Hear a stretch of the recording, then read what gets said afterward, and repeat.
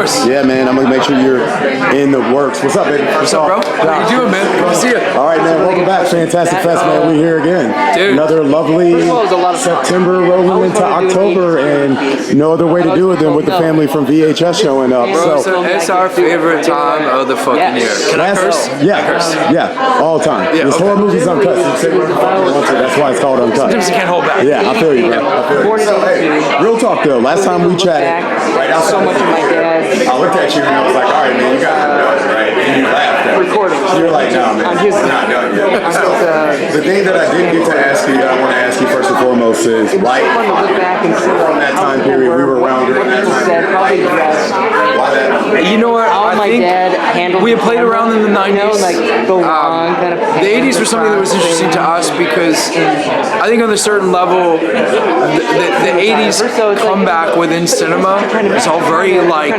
neon lights. It's very nostalgic. To us, like the 80s was an absolute fucking nightmare.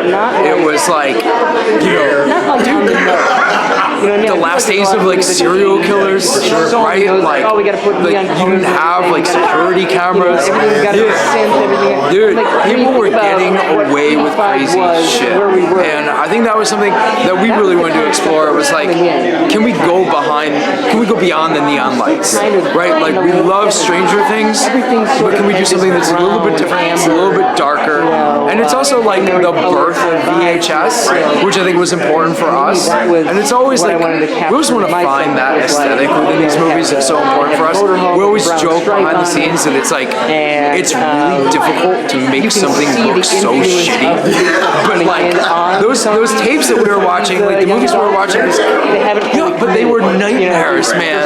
And because they look like snuff films, there was something that was like authentic about it that you can't capture nowadays. You know, everything is so like, it's like 4K, HD, everything looks so clean. Back in the day when we were watching like video nasties, we didn't know what was real. And I think that was something that we were trying to replicate. And it was something that was exciting for us. I think we've been thinking about for a very long time. And you know, we did 94. We loved the 90s. We wanted to play around. We wanted to do the 90s again to just get it out of our system. And then it was like, we got to do the 80s. We have to. How many times did you debate a question when you guys are working on this? Oh, dude. You know, it's funny, like, we work within, like, all formats. Like, we've shot on beta, or we've done, like, beta transfers. I mean, dude, we get in, like, at the end of the post-process, like, we do all analog transfers for these movies. So, like, I think I was telling you earlier, we got into, like, an actual VCR as we were doing the output, and, like, DJs were playing around, trying to break the tape. Yeah, whatever we could. Back in the day, right? And you can't get that with VFX. You can't capture it. It's all like real analog glitches, and we captured those glitches. I mean, real talk, Josh, do you think that's why the franchise has been able to survive for so long? Not just the nostalgic side of it, but just almost like exactly what you were saying. This stuff's not out here anymore.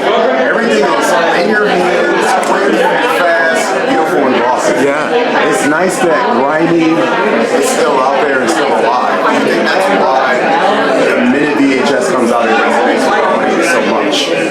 Yeah, you know what, man? It's a creative force to be reckoned with. You know, it's like, obviously, like, it stops and starts with the filmmakers, and it's very film footage. I think for a while people were sick of found footage, but found footage is like, it's a very hard medium to work with, and you gotta think of it as like, you don't have coverage, you know, it's just like, you can't hide inefficiencies in acting. It's very like, how can we make something that's different than anybody else has seen before, and really like, you know, there are creative boundaries, and we try to push outside of those boundaries. It's almost like you got to give credit to stuff like Saturday Night Live for doing shit as long as they did. Legit, man. That type of stuff. And it's the talent, you know, it's the talent that keeps it going, and it's like, it's the chemistry that you're able to create within it. And so for us, it's just about storytelling. You know, it's like, how can we push those boundaries? How can we do things that are different? And how can we keep it fun? I think that's what's important, you know? How did you, tell me real quick, man, and I'm going to let you get out of here, but talk to me about the filmmakers. How did you decide? How you guys, what is that process, man? Like, mean, because you guys have like a plethora of people you could probably be dying to be in a VHS film, but you guys do a good job of making sure you're picking. You got legends, masters of horror, right? That you're picking, and you got upstarts who are killing it in the game. It's fun to see that it's come full circle, right? Because like the very first VHS, David Bruckner and Radio Silence, before they did Scream, before they did Hellraiser, they were doing segments for like less than $20,000, right? Just making a name in this industry, and it's come full circle to the point where like it's a palate cleanser for a lot of filmmakers, and we hear very often like they're trying things in these movies that they're not able to do in studio films that they want to do in studio films, but you can't attempt to do it. And so it's like we just try to provide the creative freedom as well as the resources to be able to make that happen. But to answer your question, Scott Derrickson is an old friend of ours, somebody that we went out to who was real excited to who was a fan of the franchise. And Mike Nelson, I used to run a festival called Sin Apocalypse. We did the world premiere of his movie Domestics, called him up, love him. Gigi's an old friend of ours. David's obviously been a producer.